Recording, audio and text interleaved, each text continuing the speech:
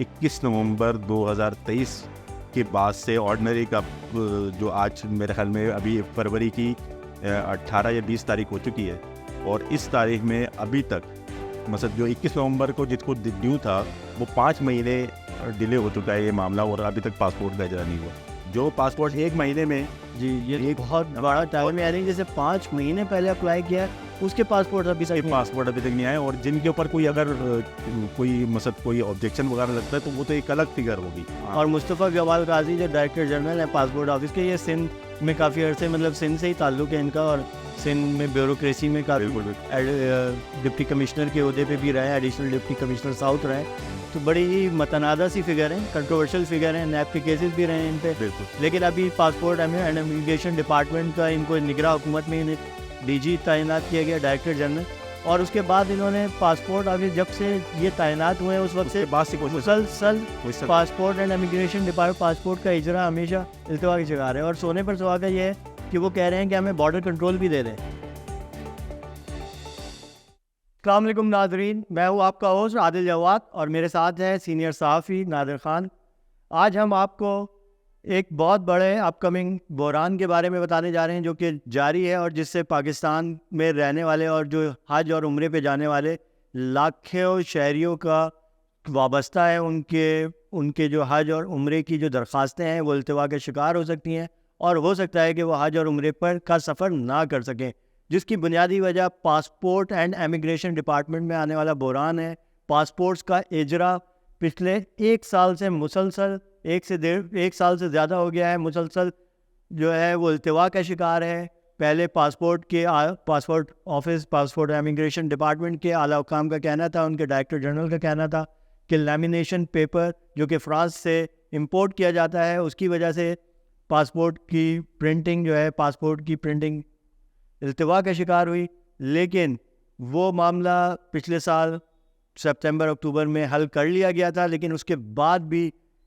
Passports کا اجرا اب معمول پر نہیں آ سکا ہے. اب چونکہ رمضان مبارک میں پاکستان سے بہت زیادہ لاکھوں کی تعداد میں لوگ عمرے کی ادائیگی کے لیے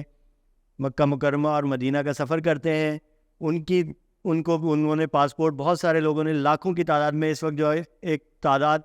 جو ایک رف آئیڈیا ہے، کیونکہ ہمارے پاس کوئی آفیشیل فگر نہیں ہے. ہم نے کوشش کی کہ director general passport and immigration Mustafa Jamal Qazi سے رابطہ کیا جائے، لیکن ان سے رابطہ نہیں ہو سکا. اگر وہ ہمیں واپس ہمارے پروگرام دیکھنے کے بعد ہمیں اس سلسلے میں کوئی فگر دینا چاہیں، لیکن ہماری اطلاع ہے کہ 10 لاکھ سے زائد پاسپورٹ التوا کا شکار ہے.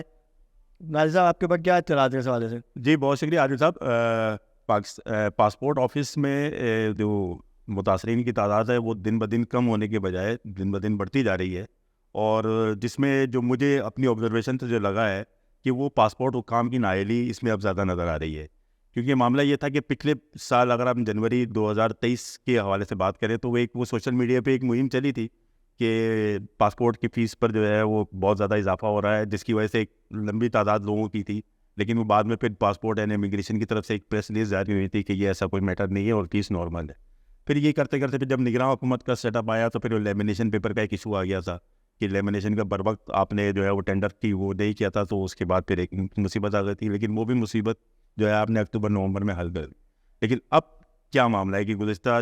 4 ماہ سے، کیونکہ میں نے جو ریکارڈ جو اپنی آبزرویشن کی اور جو کچھ پاسپورٹ حکام سے جو کچھ ریکارڈ لیا تھا،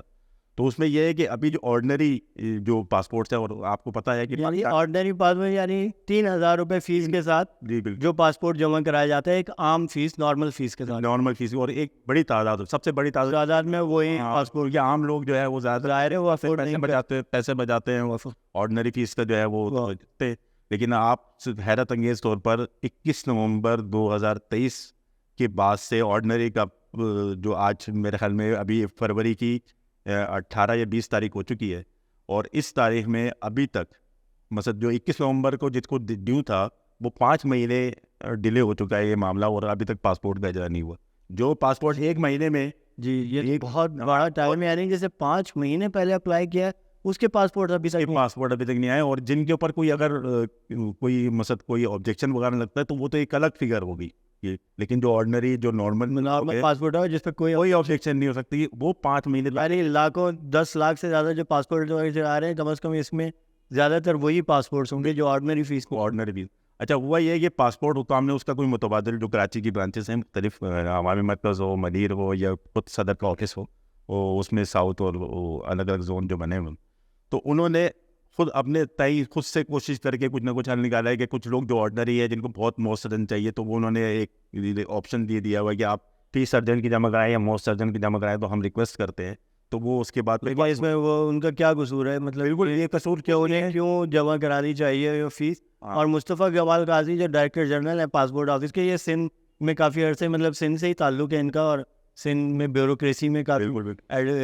ڈپٹی کمشنر کے عہدے پہ بھی رہے، ایڈیشنل ڈپٹی کمشنر ساؤتھ رہے، تو بڑی ہی متنازع سی فگر ہیں، کنٹروورشل فگر ہیں، نیب کے کیسز بھی رہے ہیں ان پہ. بالکل. لیکن ابھی پاسپورٹ اینڈ امیگریشن ڈپارٹمنٹ کا ان کو نگراں حکومت میں انہیں ڈی جی تعینات کیا گیا، ڈائریکٹر جنرل. اور اس کے بعد انہوں نے پاسپورٹ آفس جب سے یہ تعینات ہوئے ہیں اس وقت سے مسلسل passport and immigration department passport کا اجرا ہمیشہ التوا کی شکار ہے. اور سونے پر سہاگا یہ ہے کہ وہ کہہ رہے ہیں کہ ہمیں بارڈر کنٹرول بھی دے دیں. ہاں بالکل. وہ انہوں نے ایک جو سمری موو کرائی ہے جس میں کہا ہے کہ امیگریشن ڈپارٹمنٹ یعنی بارڈر کنٹرول یعنی ایئرپورٹ پہ امیگریشن بھی پاسپورٹ اینڈ امیگریشن ڈپارٹمنٹ کو دے دیا جائے. تو مطلب کہا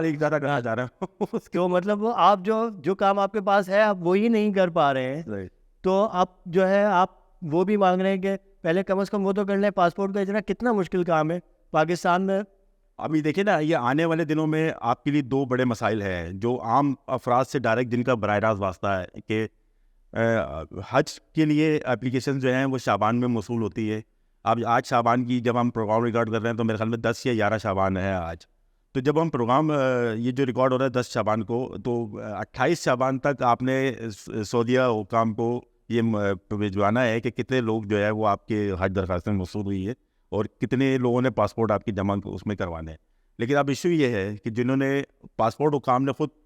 بڑے بڑے جگہوں پر لکھ کے رکھا ہوا ہے کہ جو پاسپورٹ آفیسز میں کہ جو حج کے لیے جو اپلیکیشن دینا چاہ رہے ہیں وہ موسٹ ارجنٹ یا ارجنٹ کی فیس جمع کرائیں. کیوں جمع کرائیں؟ تو یہ پہلے ہی یعنی ان سے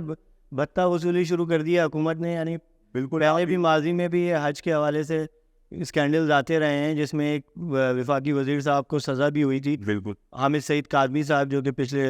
پیپلز پارٹی کے دور حکومت میں. اور اس کے بعد یعنی حج اور عمرے پہ جانے والے شہریوں کو حکومت پاسپورٹ کا اجرا بھی بر وقت نہیں کر سکتی، اور ایک عام آرڈنری فیس کے ساتھ جس نے 4-5 مہینے پہلے سے پاسپورٹ اپلائی کیا ہوا ہے اسے بھی جاری نہیں کیا جا سکتا. یہ کتنی بڑی نااہلی ہے. اور کتنے یعنی سینکڑوں ہزاروں لوگ جو ہیں،